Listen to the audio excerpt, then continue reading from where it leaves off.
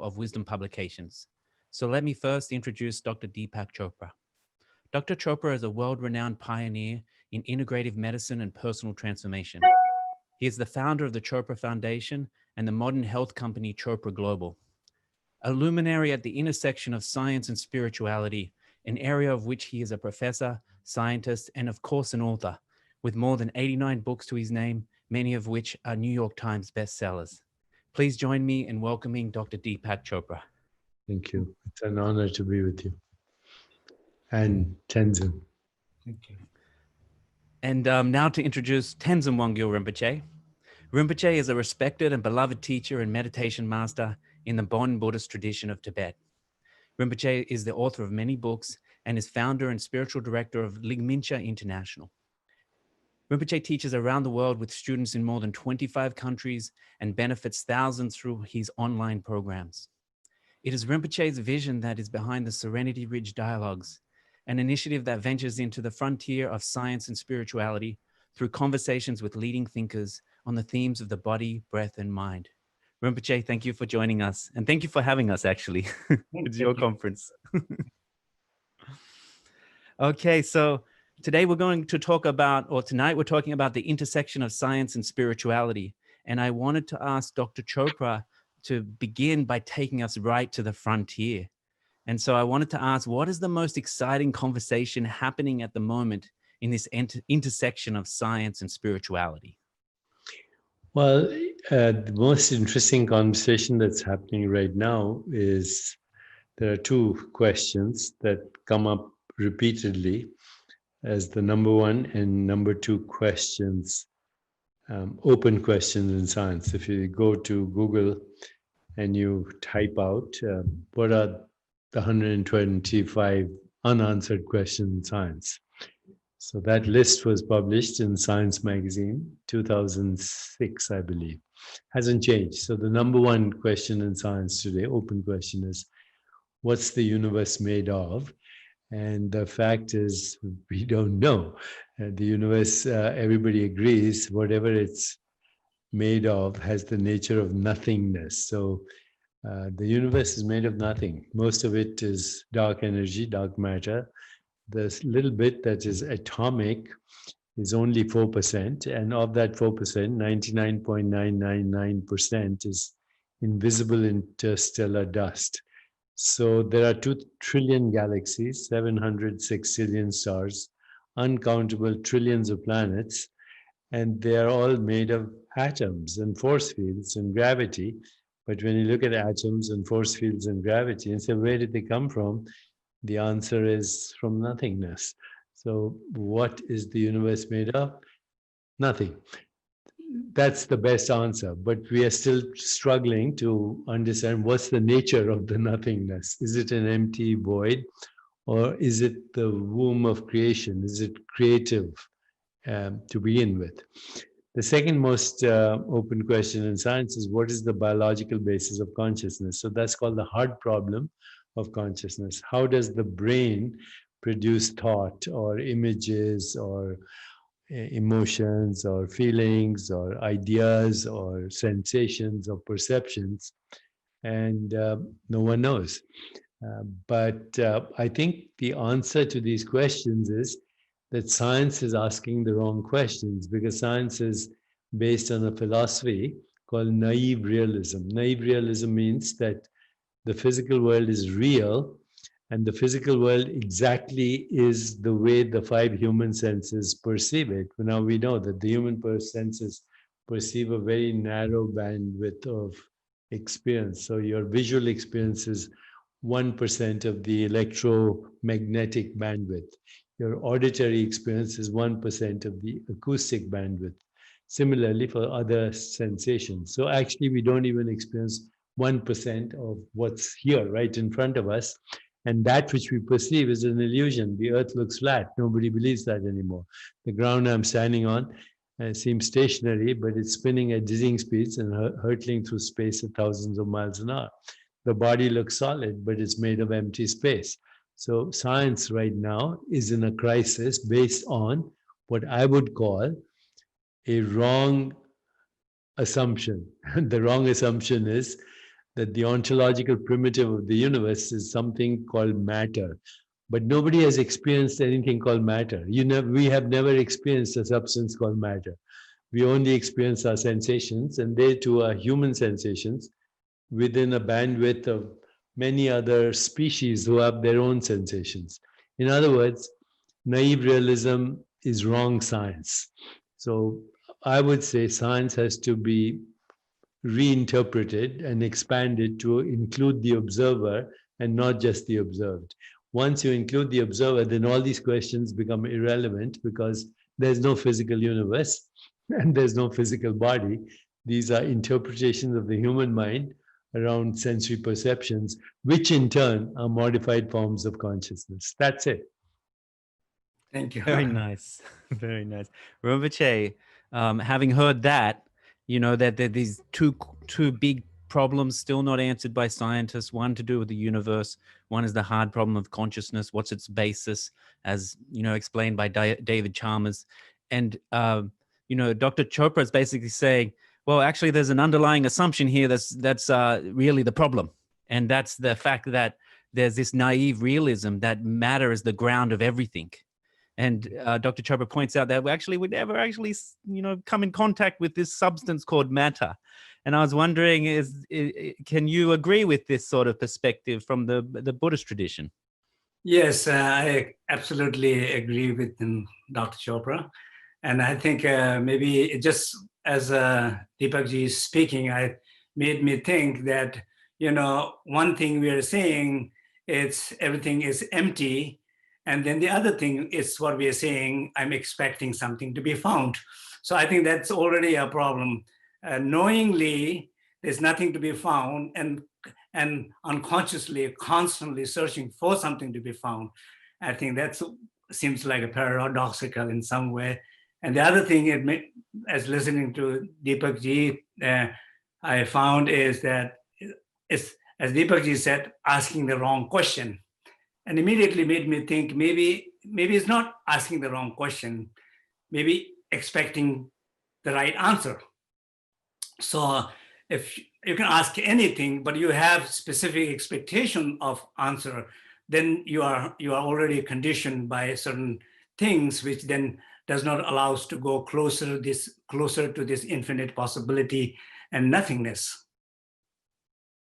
So that.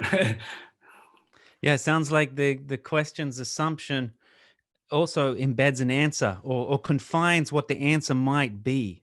And we need to give up the assumption, and then we have an openness about what the possible answer might be. So Dr. Chopra, in terms of conscious subjectivity and objectivity, sort of subject-object duality, how do you think about these things? Is subjectivity the ground of reality?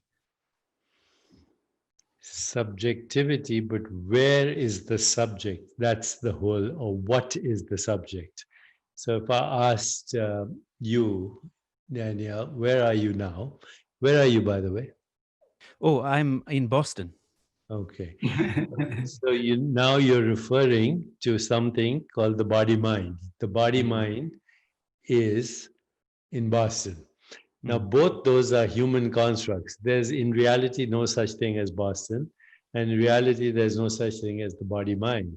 But if I ask you, where are you? You say, I'm in Boston. And when I say, where exactly? You say, here, which means I am somewhere inside this body, and you are somewhere out there inside that body. The problem is no one can be found in the body. And that's the big issue. Consciousness cannot be found in the body, and consciousness cannot be found outside the body. And the reason is consciousness has no form. If it had a form, you'd be able to see it. Like you can see this microphone, you can see this hand, you can see the Tanka, you can see Rinpoche, I can see you. If consciousness had a form, I would be able to see it, or at least imagine it. I can neither see it nor imagine it because it has no form. How do you imagine or see something that has no form? Having no form, it has to be infinite. Being infinite, it has no location. So it's prior to space-time. When I say I am here, that's a total misperception. There's no one inside the body. You know, people talk about out-of-body experiences when it's impossible to explain an in-body experience. So the subject is not the body-mind. The body-mind itself is an object of experience. Your thoughts are objects of experience. Forms, shapes, and colors are forms of objects of experience. Sounds are object of experience. Tastes are objects of experience. And none of these objects have a location in space-time either. They are experienced in the formless domain of non-locality. So neither the subject of experience nor the objects of experience have a location in space-time.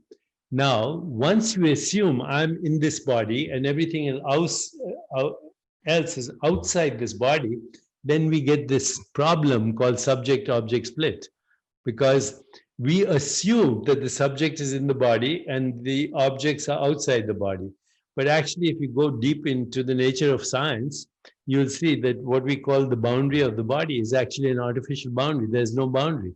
At the most fundamental levels, even quantum physicists will agree. They might disagree with their philosophies, interpretation of math, but one thing they'll agree with is when you get to the fundamental ground of reality, it is boundaryless. So there's no boundaries. These are boundaries that have leaky margins and they are perceptual. In fact, there's no inside and there's no outside. When there's no inside, there's no outside, there's no subject-object split. The only subject is an infinite formless consciousness. And then what we call people, situations, objects, circumstances, events are just fluctuations of that consciousness that humans interpret as me and the other. But in fact, there's neither me nor is there other. There's only consciousness bubbling up with its own modified forms, which we call qualia. And as sentient beings, we are in a qualia matrix projecting what we call the physical universe, but it's a dreamscape. And you and I are fictional characters in that collective dreamscape. And the real witness, the real subject of all fictional characters and the dreamscape is one infinite singularity. And we can call it pure consciousness, but it has no qualities. It only modifies itself into qualities. If we were to give it qualities, we would say what Rinpoche is saying, infinite possibilities, infinite creativity, synchronicity, correlation, evolution, the source of attention, intention, but it's not Deepak Chopra. Deepak Chopra is a fictional character along with Danielle and Tenzin and everybody else. And these are fictional objects in a collective dreamscape. This, before I call this an object, it's an experience. So, you know, if a baby was looking at this or baby was looking at my hand, it wouldn't know this is called a hand or this is called a microphone. All it would see is a shape, a color, and a form. It would feel a sensation. It might taste and smell it. Then you come along and you say, hey, that's a microphone, this is a hand, and your name is Daniel, and now you're screwed for the rest of your life with an illusion. Really nice, really nice. There's a lot there to unpack. So Rinpoche, maybe you can help us out, right? So we started off with this subject-object duality, and Dr. Chopra pointed out that subjectivity doesn't have the quality of matter, right? The quality, and so you can't place it in time and space. And in fact, the qualities we perceive are aspects of experience. And so that itself cannot even be placed in time and space. And that gives subjectivity. There's a jump here, I think, to the infinite because of that. But in any case, what we're saying is that there's a vagueness at the end of the day when we look into this subject-object duality, right? Even that breaks down. And so Rinpoche, I was hoping you could describe from the Buddhist tradition, what is subjectivity? What is it? What is relationship with things of experience, and how do we place them in time and space? Yeah, so Buddhist epistemology, it's kind of very, very complex. I think a lot of discussions about it, but I will maybe talk a little bit from the point of view of Dzogchen tradition. In Dzogchen tradition, there is this sense of so-called we call Rigpa, the innate awareness. So we call Chaprik. Chaprik means pervasive innate awareness. And then there's another one we call Samrik. the conscious innate awareness. So there's a two innate awareness. So innate awareness is what Chopra ji referred to consciousness. I think that's usually what I'm trying to say when we're talking here, consciousness. So when we think about subject and object, I think you can say, first, as a person, I can say I'm a subject, or I can see my eye senses, my five senses are like a subject, or I can say my eye. When I say I, when the Chopra ji asking from, I think, California to you, Daniel, in Boston, so two individuals asking question to each other, saying, where are you? Somebody somewhere, and asking a question to someone else, which is somewhere else. So there is two individuals who are asking to figure out where you are, curious about it. So you, Daniel, when you say I'm here in Boston, so you're referring to maybe some, basically core is you're referring to your sense of I, who you think you are. So which could be primarily your body, your senses, your upbringing, your conditions, your conditional mind. What I usually think about pain identity, whatever you identify yourself with, that you is in the Boston. So that is a subject, but dualistic subject. But then conscious awareness, or the chabrik, which is pervaded into the matter and mind both, is everywhere. What Chopra ji is referring as a consciousness. I think in that sense, we think about it's beyond subject and object, where idea of non-duality is really referring to that. In ancient time yogis, the single most important thing every yogi's idea, trying to practice and trying to self-realize, is trying to go beyond one's own pain identity and ego, and find a way to connect with that sense of I, which is not beyond the subject and object. But the most important method of doing it is always trying to find a way to let the body to be completely resting, let the mind to be completely resting, let the breath is totally in harmony. And then through these deep experiences, you have some degree of access to that pervasive consciousness. Like we have that in dreams, we have that in sleep, we have that in after the death experiences, we have in a deep meditation, we have in between thoughts, we have many moments access to that consciousness. This is, I think, a really nice place to investigate a little bit. This chabrik, this pervasive consciousness, pervasive awareness, sounds very much like what Dr. Chopra was starting to touch on very much. But I have one question for Dr. Chopra, and it's this. A lot of this knowledge that you've been talking about has been in the West for a while. Like Descartes made a distinction between, consciousness and matter, right? And he even made the observation that color was not a quality of objects, right? And so there's this knowledge in the West, but it seems to stay on the shelf. It never actually comes into play for some reason. Whereas, as you see, Rinpoche, he's already, and I know you come from a tradition that actually takes this knowledge into life. Like Rinpoche is talking about resting and the space between thoughts and dreams. Why do you think in the West, even when we come across this knowledge, it stays on the shelf? It's a very interesting question, and I don't think I know the right answer, except that Descartes was actually a dualist, and when that famous statement, I think, therefore I am, is actually inaccurate, because I am, therefore I think, it should be the right statement. You don't have a thought and then you deduce that I am.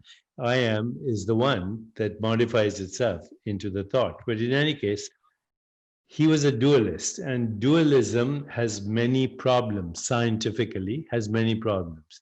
So dualism says mind and body are two different things. Well, then how do I lift my hand? If it starts with a thought, how do I lift my hand? In fact, you can't explain any interaction between mind and body if you believe in dualism. It violates all the laws of thermodynamics. So dualism is out. Descartes is irrelevant as far as I'm concerned. The other thing that Descartes did was he made a political kind of a settlement. Maybe he wasn't consciously doing it, but we have the scientific revolution going on. for the last 500 years. We have the European Renaissance. We even call it the European Enlightenment, although it's a completely different word. But, now there's Galileo and all these guys saying, oh, there's the world. We can look at it with the telescope, and that's real. And, Descartes is saying, well, okay, mind, and that's the world. That's the real world. There's something called mind, and the two are interacting. I don't know how, but, it was kind of politically nice because now that Galileo and the scientists could take care of the world of matter, the physical world, and the Pope and the clergy could take care of the mind and spirit world. But in my view, that's a wrong ontology altogether because it's based on a false premise. Saying that, though, yes, there have been people in the West, particularly Immanuel Kant and to some extent Wittgenstein and other Western philosophers who have hinted at that the source of both mental and perceptual experience that we call matter is pure consciousness. And when I look at that understanding through the window of science and also my own background, which is Vedanta, and Rinpoche's background is the Bon tradition, also Shogen, and also to some extent Vajrayana Buddhism. But these are all related also to the philosophies of Kashmir Shaivism and non-duality and Vedanta. So if I look at Vedanta and look at the yogic tradition, which is actually very much part, with modifications, part of Buddhism and Bon and Vajrayana. But if I look at the human body, which is an activity, the human body is not a noun, it's a verb, it's changing. It started as a fertilized ovum and now it looks like this. In between, it was an embryo, an infant, or whatever. But when I look at the body and try to understand what is the physical body with its five senses, well, the body is actually a mode of knowing. So when we look at the chakra system, the first mode of knowing is smell. The second mode of knowing is taste. The third mode of knowing is seeing. The fourth mode of knowing is what we call fourth mode of knowing is you start with smell, then taste, then seeing, then sensation or touch, and then vibration or thought. And we stop here, but when we go into the consciousness traditions, we say, no, there are other modes of knowing. Starting with the heart chakra, love is a mode of knowing, compassion is a mode of knowing, empathy is a mode of knowing, speech is a mode of knowing, expression is a mode of knowing, thought is a mode of knowing, intuition is a mode of knowing, creativity is a mode of knowing, imagination is a mode of knowing, inspiration is a mode of knowing, and then there's something called pure knowing, which is transcendence. So these different modes of knowing that we have spoken of are human modes of knowing. You look at other animals, and they are in a way confined to the first four chakras. Their sensation, power, security, reproduction, and relationship, and that's it. There aren't these subtle modes of knowing that we have. Mind is a mode of knowing. Ego is a mode of knowing. And so is transcendence, a mode of knowing. In fact, it's the purest mode of knowing. So I look at this body-mind as an instrument, just like I look at this microphone as an instrument. I am using this instrument as modes of knowing, but the I that knows is not here. The I that knows is non-local. Even the modes of knowing are non-local, and what is experienced is non-local.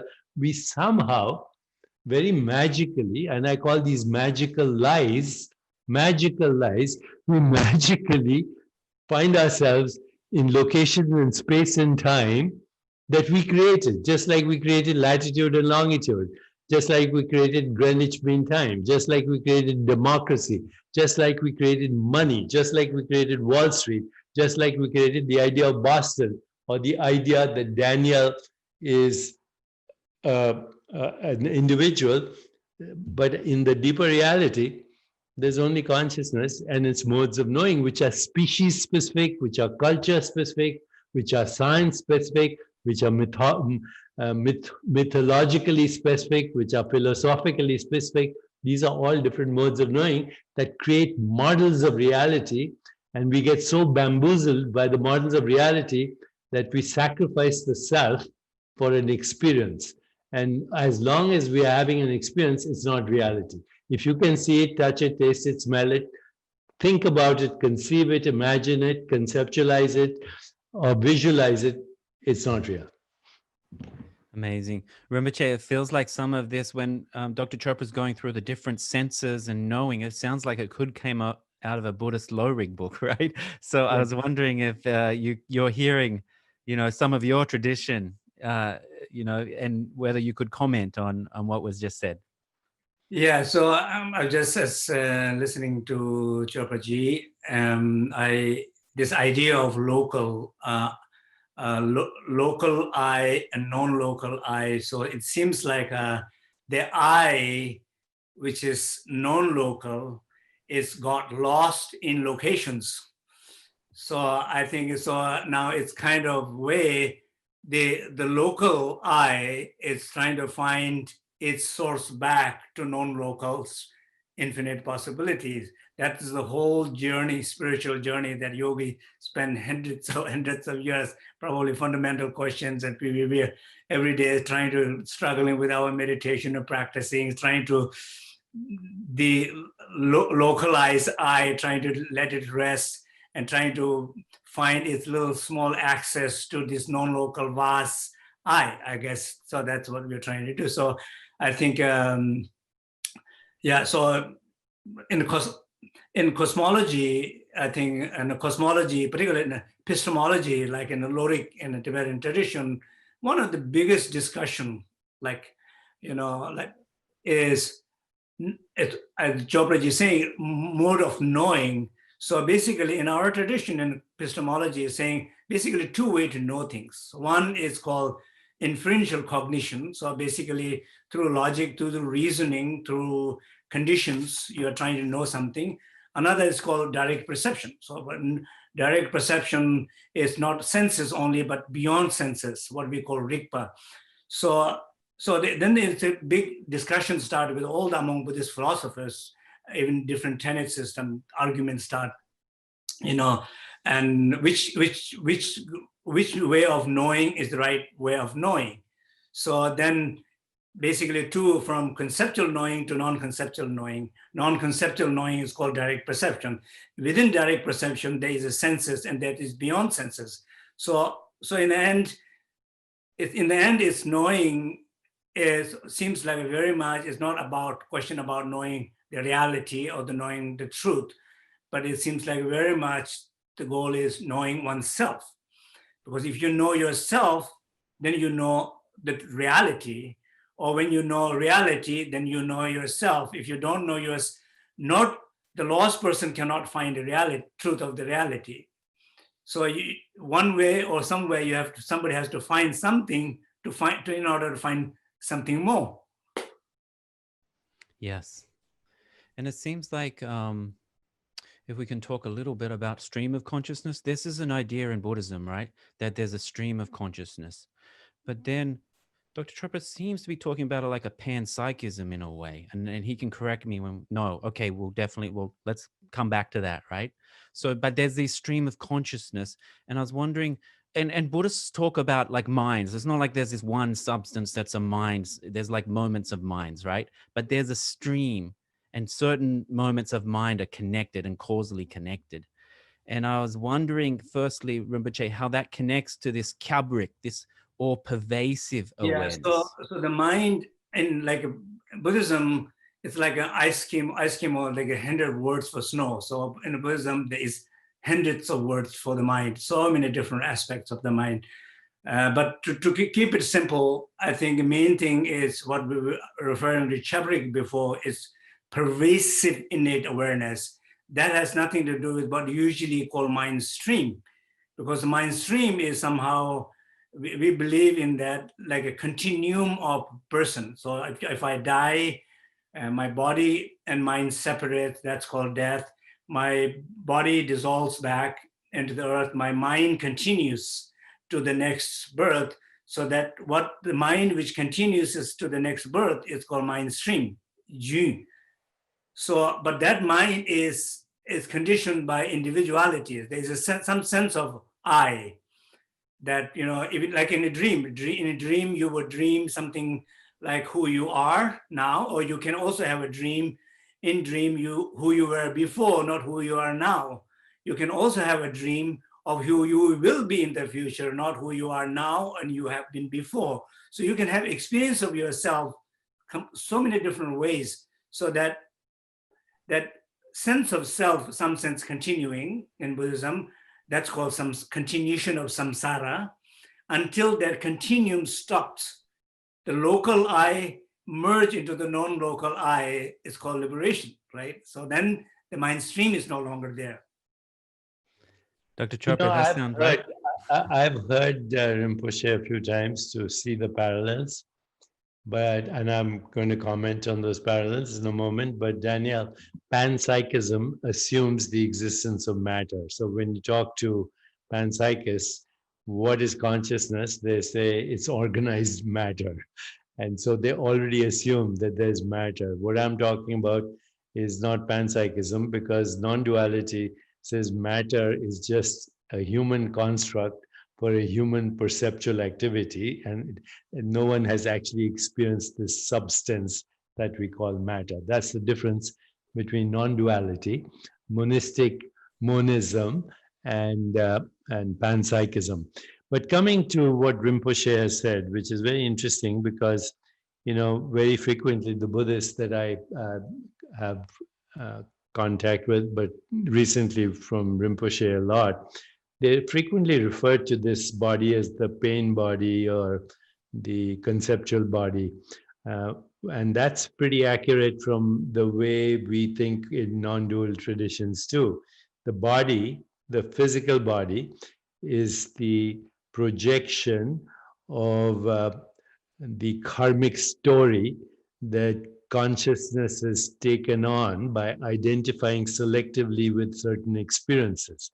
So once you do that, and the experiences run the gamut from pain to pleasure, from joy to sorrow, from ambiguity, contradiction, paradox, good, bad, ugly, beautiful, stressful, infinite experiences. And we selectively identify with those experiences. We create an identity, which we call me. So, I do this practice sometimes at night before I go to sleep, where I recapitulate my life. I go back as far as I can. I can see a little boy going to elementary school, my parents dropping me there, picking me up, etc. Then I can advance the tape a little bit. I can see myself as a 12-year-old playing cricket, and then I can advance it a little more. I'm a teenager struggling to go to medical school. Then I advance it, and I see this medical student, doctor, intern. And as I'm watching this experience, even in my meditation, then it occurs to me, then who am I? I can watch all this, but those characters don't exist anymore. That boy doesn't exist, that the body the boy had doesn't exist. I learned how to ice skate when I was 8. Then I didn't skate for 20 years. And then one day I saw, at the age of 30 years, I saw a skating rink in Rockefeller Center. I picked up a bunch of skates and I started to skate. And I realized immediately that the brain that learned how to skate is not the brain that is skating right now. So what happened? Where was that memory of how I learned to skate? I don't remember the day I learned how to speak English, but I'm speaking it, so I learned it. I don't remember how I learned how to walk, but I walk. So there are so many incidents in my life I have no memory of whatsoever. And yet I selectively identify, give them a name, and that's me. It's a provisional identity. And so what we call the local I is a provisional identity, which also is evolving. I was a baby, I was a toddler, I'm a teenager, I'm an adult, I'm an old guy, and then I'm dead. Okay, so that what happens, that provisional identity, Tenzing is saying, somehow, because of its memories and because of its sanskaras and vasanas, which are desires, and because of its karmic story, the karmic story recycles as experience, and then we identify with that as me, a provisional identity. And the liberation, of course, is I suddenly realized that the provisional identity was a non-identity. The only identity is the absolute identity, and that's liberation. But it takes, many karmic cycles to finally get that. It's like a fruit that has been ripening incarnation after incarnation, and then one day it falls and it realizes it didn't exist anyway. So there's this dissolution of the ego at that point, I guess. Is That's that? it. And then there's absolute divine presence, Mm. whatever we want to call it, Rigpa, whatever, this unimaginable, all-pervasive awareness, which is modifying itself as innumerable knowers, innumerable modes of knowing, and innumerable objects known, except they are not objects. They're just modified forms of the knower and the knowing. So the relationship between thought and awareness, for example, so like these concepts of I, thought, and awareness, is there, you reject matter, obviously, you've said that quite clearly, but there is. I reject thought, because thought You is reject what thought. Okay. thought is immediately creates subject-object split. Without thought, there's no object-subject split. And there's no time. There's no time without thought. Yeah, Rinpoche, please. Yeah, it seems like I remember that there was a University of New York, NYU, I think there has been some kind of study doing direct perception, or what they call, basically they're trying to do a research activity in a brain about, if I remember correct, the open awareness and focus awareness. So there's a differences between open awareness and focus awareness, or conceptual awareness and non-conceptual awareness. So they were saying quite a different activities, even in the brain, so far better, more non-conceptual and open awareness than focus and conceptual awareness. And also there have been some study in, I think, in Holland, there in CEO, in a higher in a CEO and decision-making process, decisions that they made on the basis on a lot of meeting and conversations, those decisions and decisions they made just kind of spontaneous decisions. The spontaneous decisions were far better and effective than decisions they made out of a lot of conceptualization and argument and pain discussions. I totally am on board with that. And why do you think that is so, Rinpoche? Maybe you wanted to say, before we run out of our time, your book, I can see the Total Meditation. Maybe you just wanted to say a few words about your newest work. Now, total meditation is about all forms of meditation, including Vipassana, which is, has a Buddhist background. It also is about reflection, inquiry, transcendence, mantra, and interoception, which is being aware of what's happening inside our body, but also awareness of mental space, awareness of the web of relationship, awareness of awareness, ultimately. So total meditation incorporates all these wonderful traditions that are part of Buddhism, Jainism, Vedanta, Kashmir Shaivism, but also some of the great insights we have from the West. Wonderful, thank you. So the total represents like a vastness of meditation styles. Is that what the total means in the book title? Total means holistic, that no form of meditation actually breaks the conceptual models. When you look at every single meditation, you see that unless you break all conceptual models, that it's difficult to find the self, what we call the self, and what the Buddhists call anatma, and this is semantics, but I don't see any differences between the deeper insights of Buddhism and Vedanta or any of the Eastern wisdom traditions, except for minor changes in how we describe, fundamental reality and consciousness and awareness. I'm very interested, and I'm sure the audience is very interested in because you both are in conversation with each other to some extent, right? And Yes, so yes. what do you both talk about? Like what are the things that you were discussing together? We were Liberation. talking about the rainbow body. Rainbow body. Yeah, we have been talking about the rainbow body. And ever since I got interested because of Tenzing in the rainbow body, I realized that every object is a rainbow body. Every object. This is a rainbow body. This is a rainbow body. This is a rainbow body because what is reflected here is a combination of colors, shapes, and forms, which is a rainbow. And actually, if you go to the deeper reality, from the gross to the subtle, then everything dissolves into amorphous rainbows, which, as their source, have what Tenzing would call Rigpa.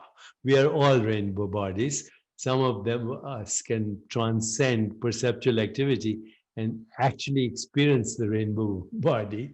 But my deepest desire is to see rainbow bodies in every object that I perceive, because that's the truth. Wonderful. Rinpoche, could you tell us a little bit about what the rainbow body means? Well, I think Deepak ji explained very well. I think when we say pervasive awareness, the deep inside of pervasive awareness. So awareness is light.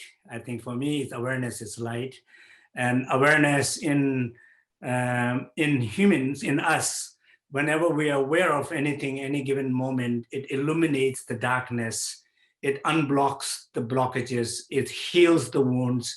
It opens the channels. It opens it opens everything the moment we are aware, because the awareness has the illuminating quality. But in the matters, I think, as Deepak ji said, that every matter is composed of the pure consciousness, non-local awareness is in everything. Therefore, in everything it's light. Everything is rainbow. And when we think about the image, people talk about megapixels. Pixel. How many pixels are there in the images? What is the pixels? If you look from distance, the big picture, you see, oh, that's Daniel, that's Deepak ji, and that's me. But if you go closer and closer and closer and closer and closer to the pixel level of pixels, there is no Deepak, there is no Daniel, there's no me, only pixels of light. And if you go farther than that, there's not even pixels of light. And there's only kind of not that non-local that every scientist is crazy to trying to find something. Now, this is something very important that Tenzing just said. Okay, very important. If we get this idea, so when you talk to scientists, you say, what is light? They say photons are the units of light. But remember, photons have no color, photons have no shape, photons have no dimensionality. We've never seen photons. Tell me anyone who's seen a photon, okay? Because photons are not light as we understand. The only light is the light of awareness, which in fact turns photons into color, shapes, and forms, which we call visual objects. Without the light of awareness, there's no color in the real world. There's no sound in the real world. There's no taste, smell, texture in the real world, or what we call the real world. None of that exists. That is created in every moment of perception by the light of awareness. So when we perceive, when we see, we are actually constructing the universe. When you look at our own body, we are constructing the experience of our body. Without that construction, which is the light of awareness, who knows what photons are? We can do all kinds of experiments, and the reason we believe in the physical matter is we create technology out of it, but all we are doing is extending our experiences in the light of awareness through technology, which is also conceived in the light of awareness. You can't get behind the light of awareness, period. This is like every Friday, everybody has a little moment of experience as a body of light. Every Monday, everybody has a little bit experiences of moment of darkness and pain. So I think because we go back and forth, and to this infinite possibility of dissolving everything into light, I think it's a very interesting phenomena concept. And it seems like there's this close relationship. You both are talking about this close relationship between this non-local awareness and light, you know, and distinguishing it from Dr. Chopra is distinguishing it from the idea of photon, right? Correct. And that's more a thought. Photon is a human construct in human awareness. So where does that come from, and what's the relationship between? So there's this very close relationship between light, luminosity, and pervasive awareness or non-local awareness. But then we have these aspects of our experience, which is thoughts, and they might come up as self, ego, photons. What's the relationship between the ground luminosity, this awareness, non-local awareness, and thought? Thought is the attempt to interpret that in the human mind. So thought creates a concept, and as a result of concepts, we objectify our perceptions, create the notion of objects. And ultimately, once we create the notion of objects, we create the notion of a theater of space-time and causality. And so thought actually creates the illusory experience of a body, mind, and a dreamscape called the world. You know, Wittgenstein, the Buddhists, they all say the same thing. Our life is a dream. We are asleep, but once in a while we wake up enough to know that we are dreaming. So what do we wake up to is the light of awareness, which then interpreted by thought becomes photons, electromagnetic fields, gravity, force fields, atoms. These are human names to modes of knowing and experience in the human mind, period. Rinpoche, you agree, yeah? So idea of, you know, like in the Dzogchen tradition, as we all know, that there's a tradition of practicing with the sunlight, practicing with the moon, practicing with the sky, and that most importantly, practicing in dark room. So for you going for, I mean, when I was a teenager, going for 50 days in the dark room.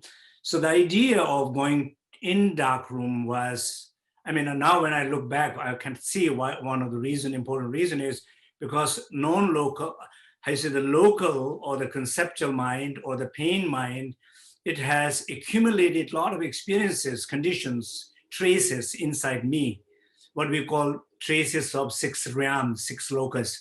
So when you go into the dark room, when you're trying to let your body fully rest, your mind fully rest, your breath fully rest, and when in the full restful place, you start to have a lot of visions. So your visions of past,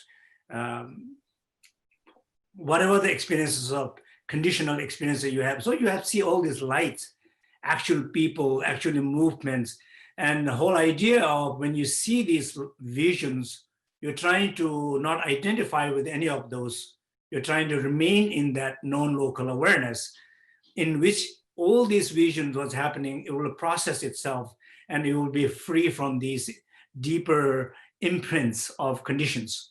So that was the idea. So that, in a way, the dark retreat is one of the ways to achieve the body of light. You know what he said just now is so interesting, that when he's in a dark room for several days or weeks, he started to see colors and lights. And, you know, just hearing that, that's what we're doing right now.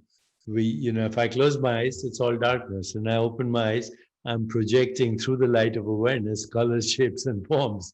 So what happens in the dream, what happens in the dark room, and what happens now is a projection of the light of awareness. That's it. Yeah, absolutely. Yeah. So in some sense, I think it's, sometimes people who go to the dark retreat or something, I think everybody has opportunity to experience the same way as Deepak said right now. You know, every experience you're having right now, it's a question about what is your relationship to the experience that you're having right now. That defines some sense. It's an amazing conversation between you both, right? And you're on the same wavelength in many ways, although wavelength may be an idea. But I'm wondering how you then can, be in conversation with scientists who may be on the opposite wavelength.